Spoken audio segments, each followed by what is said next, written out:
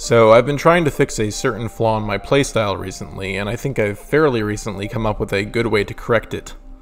The basic issue is that I was going for too many roll backstabs, and rolling in towards players was getting extremely habitual for me.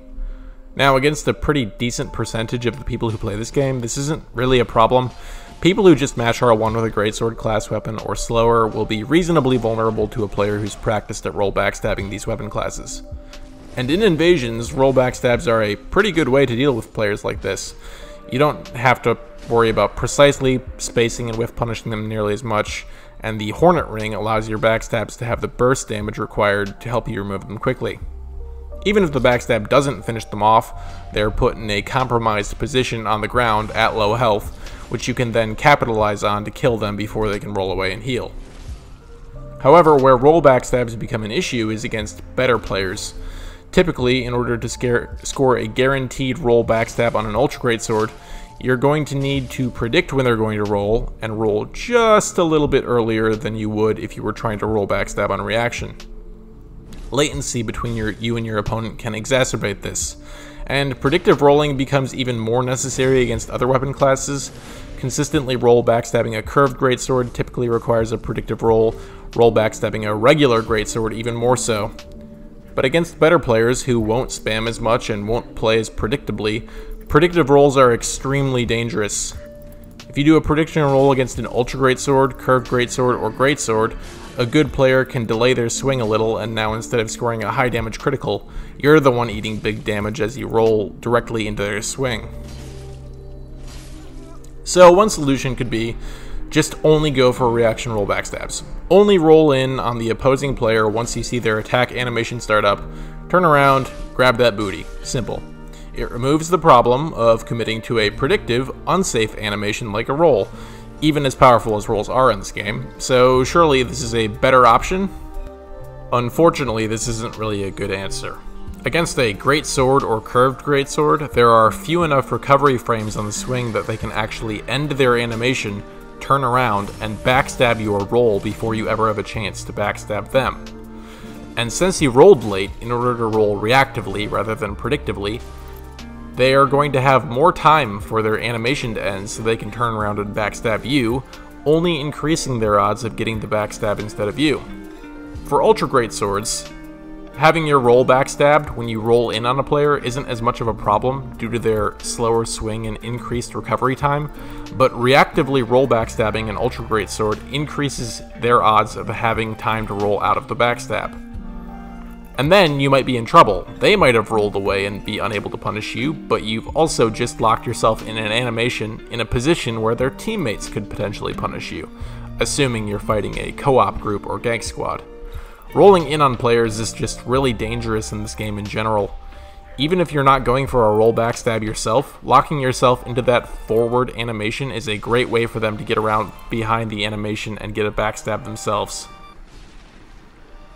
So to summarize the problem, we want some way to continue scoring backstabs because they are undoubtedly very useful in invasions, but predictively roll backstabbing is very unsafe a lot of the time and builds bad habits against good players, and reactively roll backstabbing is often inconsistent and unsafe. It doesn't seem like there's a good solution to this problem. There's no real in-between for reaction and prediction in terms of rolls, so how do we solve it? Here's my proposed solution. How about we just don't roll? I've come to the conclusion that a lot of the time, rolling is not the optimal way to score a backstab. Instead, running is the optimal way to score a crit. Instead of rolling to their back and turning around, how about we just sprint there instead? Hold down the roll button instead of tapping it. There is one merit to this solution that I am completely sure exists, and one merit that I suspect exists, but I'm not sure of. The merit I'm sure exists is this. Running is a completely safe animation in Dark Souls 3, whereas rolling is not. As powerful as rolls are in this game, they're still an animation to which you have to fully commit, recovery frames and all. There might not be very many of these recovery frames, but roll catching is one of the fundamental skills in Dark Souls 3, so everything is dependent on these recovery frames being a moment of vulnerability that can be taken advantage of. Running, on the other hand, has no recovery frames. You can transition from running to rolling and invincibility frames at the tap of a button. What does this mean? This means that running for your opponent's back is significantly safer than rolling for your opponent's back. If they delay their swing unexpectedly, just roll, and you're not punished when you would have been if you did roll on the backstab attempt. Your run also doesn't have any recovery frames, which allow them to easily turn around and backstab you like they could if you rolled in on them.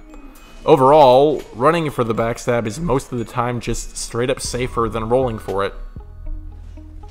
The other merit that I feel like exists is that backstabs seem to connect more often for me when I sprint rather than roll.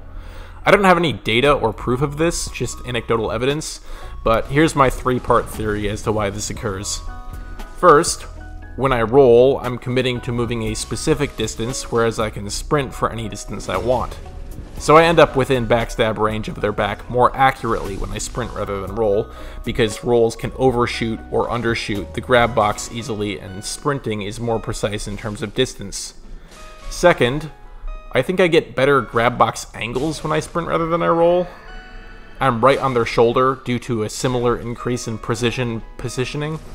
This makes the backstab connect more consistently, I think. And third, when I roll, I have to come out of roll recovery frames, increasing the amount of time before my character turns around. These extra recovery frames give my opponent more time to roll out of my grab. On a sprint, there are no recovery frames, so I can turn around more quickly, grab sooner, and my opponent has a higher chance of being locked into the grab. This is a lot more obvious on a fat roll backstab attempt, which has a lot more recovery frames, but I'm not sure how much it affects things on a medium roll BS attempt. I know it has at least a little bit of effect because reverse roll backstabs, while requiring a lot more prediction than regular backstabs, can cause inescapable backstabs since you come out of the roll facing your opponent's back as opposed to the other way. Honestly though, I have little to no data on this hypothetical second merit of backstabs connecting more frequently. This is pure hypothesis based on gameplay analysis. But frankly, run backstabs are more worthwhile than roll backstabs based on the first known merit alone. Couple final notes. I'd just like to say that this general idea of run backstabs being more optimal than roll backstabs is not a catch-all statement. There are certainly outliers where rolling is going to get you more mileage.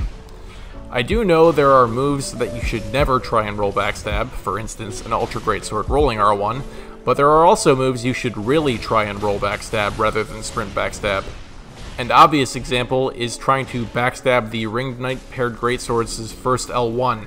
I don't even know how you'd sprint behind the back of a hitbox that large to run backstab it, but I do know that it's easy to roll backstab. Overall, if you're looking to maximize roll stab utility in PvP, look for moves that are very slow and have a lot of recovery frames. This will allow you to roll reactively and still get the backstab without whiffing the grab.